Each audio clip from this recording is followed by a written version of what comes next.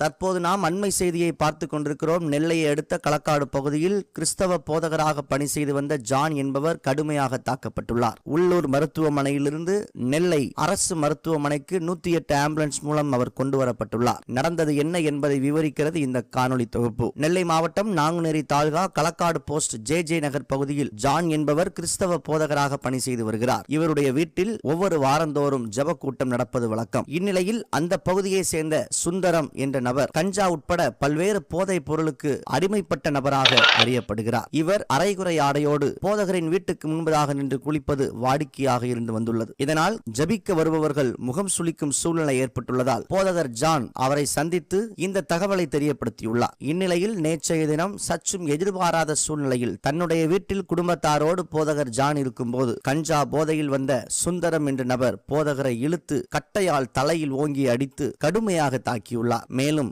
சாதியின் பெயராலும் கொச்சையான வார்த்தைகளை சொல்லி அவமானப்படுத்தியும் கொலை மிரட்டல் கொடுத்தும் அராஜகத்தில் ஈடுபட்டுள்ளார். சுந்தரம் என்பவர் அடிக்க பயன்படுத்திய உருளை கட்டைகளைத்தான் நாம் பார்க்கிறோம். போதகரை அடித்த வேகத்தில் அவைகள் உடைந்திருப்பதை நம்மால் காண முடிகிறது. மேலும் அந்த பகுதிகளில் ஆங்காங்கே இரத்தமும் சிந்தப்பட்டுள்ளது. தொடர்பான வழக்கு விசாரணை நடந்து கொண்டிருக்கும் நிலையில் கிறிஸ்தவ முன்னணியின் நிறுவனர் வழக்கறிஞர் சரவணன் பாதிக்கப்பட்ட போதகர் ஜான் அவர்களோடு தொலைபேசி அழைப்பு வழியாக நடைபெற்ற நேர்காணலை தற்போது காணலாம்.